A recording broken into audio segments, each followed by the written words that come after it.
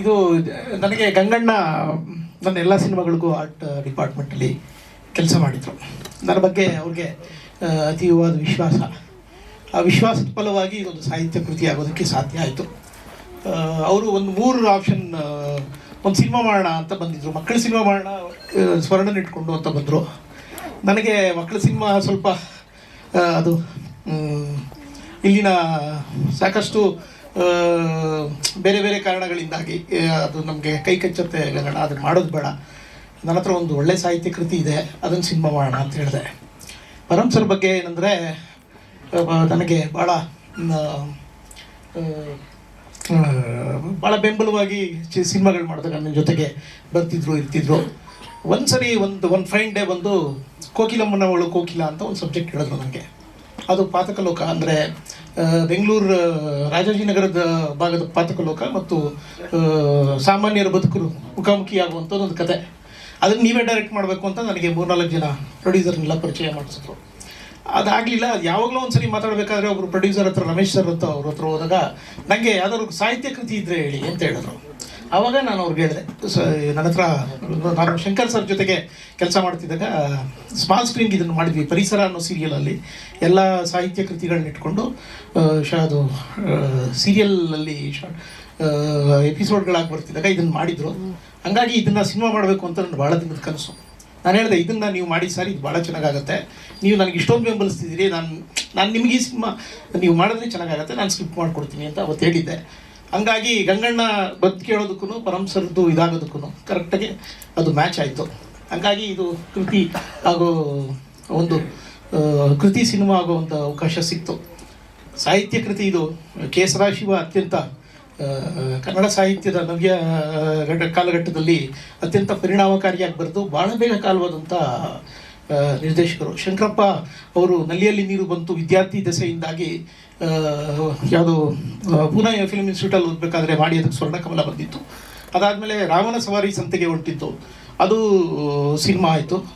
ಇದು ಭಾಳ ಚೆನ್ನಾಗಿತ್ತು, ಇದನ್ನು ನಾವು ಮಾಡಿದ್ದೀವಿ. ಇನ್ನೂ 2-3 ಕಥೆಗಳು ಅವ್ರದ್ದು ಸಿನಿಮಾ ಆಗುವಂಥ ಈಗ ಎಲ್ಲವನ ಮೇಲೆ ಕುರುಡ ಕೂತಿದ್ದಾನೆ, ಈ ಥರದ್ದು ಇನ್ನೊಂದೆರಡು ಕಥೆಗಳು ಸಿನಿಮಾ ಆಗುವಂಥ ಕಥೆಗಳು ಭಾಳ ತೀವ್ರವಾಗಿ ಸಾಹಿತ್ಯವನ್ನು ಅನುಭವಿಸಿ ಬರೆದಂಥ ಲೇಖಕ ಕೆ ಸದಾಶಿವ ಅವರು.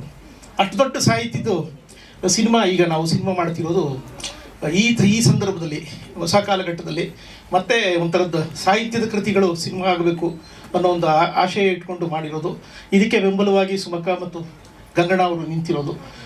ಇಡೀ ತಂಡ, ಚಿತ್ರತಂಡ, ಜೈ ಆಗಿರ್ಬೋದು. ಜೈ ನನಗೆ ಮೊನ್ನೆ ನಾಟಕ ಮಾಡಿದ್ವಿ, ಯಾವುದೋ ಡೈರೆಕ್ಟ್ ಆ್ಯಕ್ಷನ್ ಅಂತ ಪ್ರೊಫೆಸರ್ ನಂಜುಂಡಸ್ವಾಮಿ ಅವ್ರದ್ದು ಜೀವನಾಧಾರಿತ ನಾಟಕ ನಾನು ಡೈರೆಕ್ಟ್ ಮಾಡಿದ್ದೆ. ಜೈ ಅದರಲ್ಲಿ ಹೋರಾಟಗಾರನಾಗಿ ಭಾಳ ಮುಖ್ಯ ಪಾತ್ರ ಮಾಡಿದರು.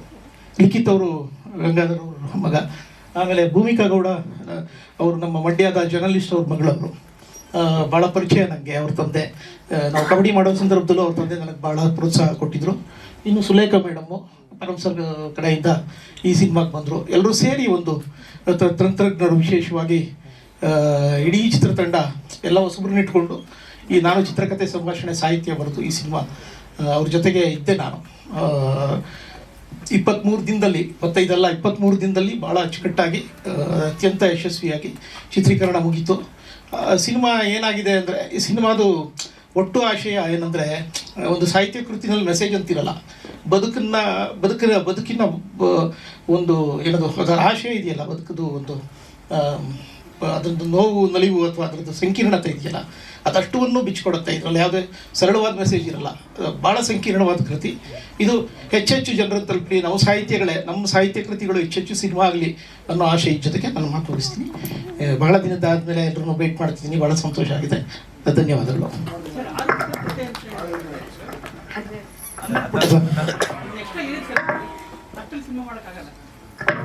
ಸರ್ ಹಂಗೆ ಅದು ಸಾಹಿತ್ಯ ಕೃತಿ ಏನಾಗುತ್ತೆ, ಅದು ಒಂದು ಜಾಗ, ಒಂದು ಕೇಂದ್ರ ಬಿಂದು ಇರುತ್ತಲ್ಲ ಸರ್, ಅದರಿಂದ ಆಚೆಗೆ ಅದರಿಂದ ಈಚೆಗೆ ಎರಡು ಕಡೆಯೂ ಸಾಧ್ಯತೆಗಳಿರುತ್ತೆ.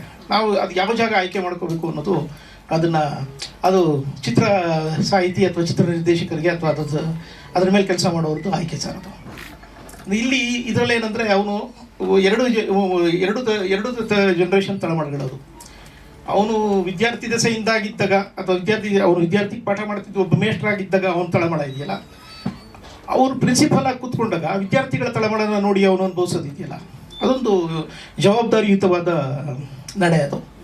ಆ ಪಾತ್ರವನ್ನು ಅತ್ಯಂತ ಸಂಕೀರ್ಣವಾಗಿ, ಅತ್ಯಂತ ಏನದು ಭಾಳ ಭಾವತೀವ್ರವಾಗಿ ಕೆ ಸದಾಶಿವ ಅವರು ನಿರ್ವಹಿಸ್ತಾರೆ. ಎರಡೂ ಕಡೆ ಇಂಟೆಲೆಕ್ಚುಯಲ್ ಆಗೋ ಹೌದು, ಆ್ಯಸ್ ಎ ಕಾಮನ್ ಮೆನ್ ಆಗು, ಎರಡನ್ನ ಬ್ಯಾಲೆನ್ಸ್ ಮಾಡಿದಾರಲ್ಲ ಆ ಸಾಹಿತ್ಯ ಕೃತಿನಲ್ಲಿ, ಅದು ಭಾಳ ವಿಶೇಷವಾದ ಆಟ.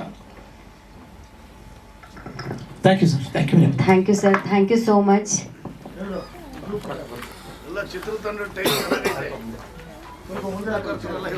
ಜೊತೆ ಅವರು ಒಮ್ಮೆ ಕಾಲ್ ಮಾಡಿ ಇದೊಂದು ಅದ್ಭುತವಾದ ಒಂದು ಸಿನಿಮಾ ಇದೆ ಅಂತ ಹೇಳಿದ್ರು, ಭಾಳ ಖುಷಿಪಟ್ಟೆ. ಸೊ ಮ್ಯೂಸಿಕಲ್ಲಿ ಪರಮ್ ಸರು, ಬಾಬು ಸರ್ ಇಬ್ಬರು ತುಂಬ ಕ್ಲಾರಿಟಿ ಇದ್ದಿದ್ದರಿಂದ ಈಸಿ ಆಯಿತು ನನಗೆ. ತುಂಬ ಚೆನ್ನಾಗಿ ಡಿಸ್ಕ್ರಿಪ್ಷನ್ ಹೇಳಿದರು, ಇದೇ ಥರನೇ ಬೇಕು ಅಂತ ಹೇಳಿ. ಸೊ ಬೇಗ ತುಂಬ ಚೆನ್ನಾಗಿ ಮಾಡಿದ್ವಿ, ಅವ್ರಿಗೆ ಇಷ್ಟ ಆಯಿತು. ಬೇಗ ಒಂದು ಹಾಡು ಮಾತ್ರ ಇನ್ಸ್ಟ್ರೂಮೆಂಟೇಷನ್ ಚೇಂಜ್ ಮಾಡಿದ್ವಿ. ಸೊ ತುಂಬ ಎಕ್ಸೈಟ್ ಆಗಿದ್ದೀನಿ ಸರ್ ಈ ಪ್ರಾಜೆಕ್ಟ್ ಬಗ್ಗೆ. ನಿಮ್ಮೆಲ್ಲರ ಆಶೀರ್ವಾದ ಇರಲಿ ಅಂತ ಕೇಳ್ಕೊತೀನಿ. ನಮಸ್ಕಾರ. 2 ಸಾಂಗ್ ಮಾಡಿದ್ದೀವಿ, ರೀ ರೆಕಾರ್ಡಿಂಗ್ ಇನ್ನೇನು ಸ್ಟಾರ್ಟ್ ಮಾಡ್ತಾ ಇದ್ದೀವಿ ಸರ್. ಎಡಿಟಿಂಗ್ ಆಗಿದೆ, ನೋಡಬೇಕು. ಇನ್ನೂ ಸಿನಿಮಾ ನೋಡಿಲ್ಲ, ನಂಗೆ ತೋರಿಸಿಲ್ಲ ಅವರು. 2 ಹಾಡು ಎಷ್ಟು ಹೇಳಿದ ಅಷ್ಟು ಮಾತ್ರ ಗೊತ್ತು, ನೋಡಬೇಕು. ಇನ್ನು ವಿಡಿಯೋ ನೋಡಬೇಕು, ಸಿನಿಮಾ ನೋಡ್ಬೇಕು ನಾನು. Thank you. Thank you sir. ಹಾಗೆ ನರೇಂದ್ರ ಬಾಬು ಸರ್, ಹಿರಿಯ ನಿರ್ದೇಶಕರು ಸರ್, ದಯವಿಟ್ಟು ವೇದಿಕೆ ಮೇಲೆ ಬನ್ನಿ ಸರ್. ಹಾಗೆ ಚಂದ್ರಶೇಖರ್ ರೆಡ್ಡಿ ಸರ್.